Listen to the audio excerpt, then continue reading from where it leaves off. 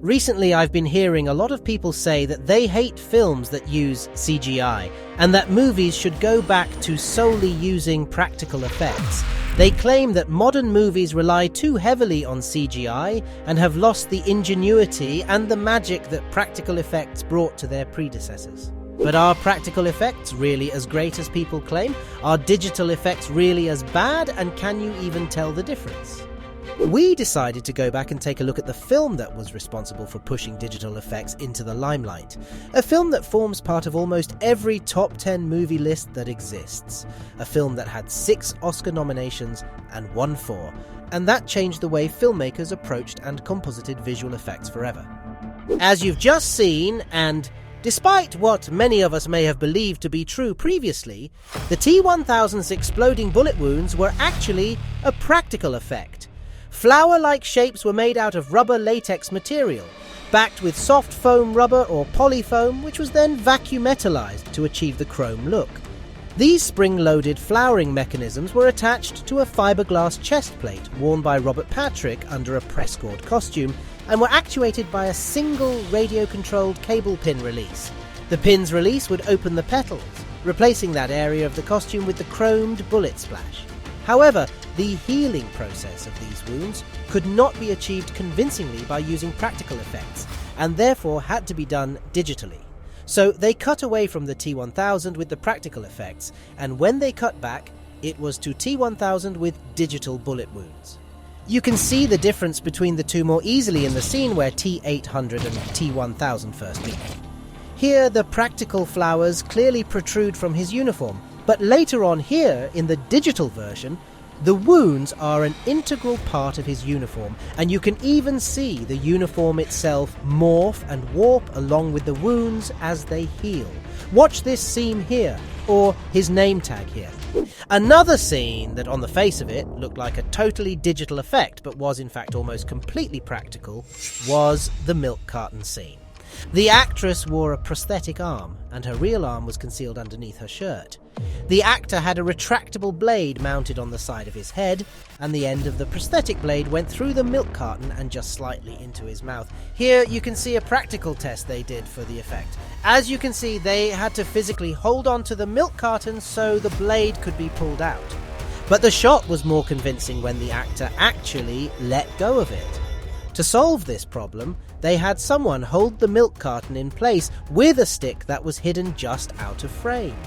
If we play the sequence back slowly, you can see that, as the actor's hand drops away from the carton, his body moves, causing the two different blades to move just enough that we can tell they are independent of one another.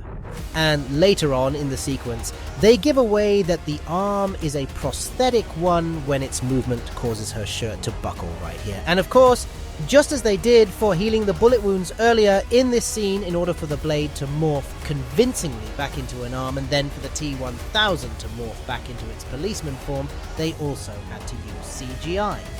This amalgamation of practical and digital effects was apparent in all of T-1000's visual effects shots. For the donut head effect, a practical animatronic puppet was built, but for the healing shot, digital effects were necessary. For the splash head effect, they built a practical headpiece that was worn by Robert Patrick, but once again, to achieve a convincing healing effect, digital effects were necessary.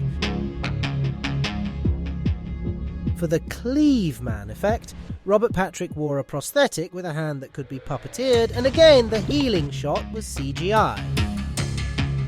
And for the final Pretzel Man effect, a total of 3 different physical puppets were built. The first could be locked in the closed position, the second could be puppeteered with rods and made it look like it was about to fall over, and the final puppet was used to fall off into the molten steel below. This is the first puppet, this is the second puppet, and this is the third puppet. And yes, you guessed it, the only way they could achieve the T-1000's fiery death was with digital effects. But could Terminator 2 have been made without using digital effects? The quick answer is yes, the effects could have been simplified and done practically, and some of them they could probably have gotten away with not doing at all. But the digital effects added more than just a visual element to the T2 story.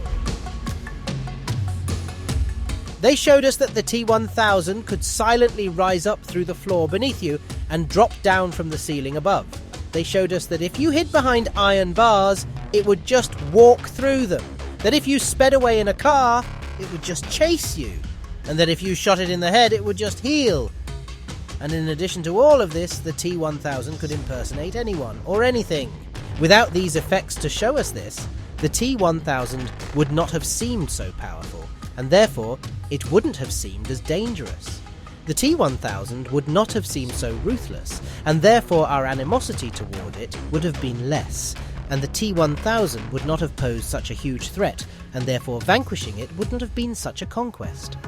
So, throughout the entire filmmaking process, whenever the story called for something seemingly impossible, it wasn't just skirted around or avoided, it was accomplished using digital effects.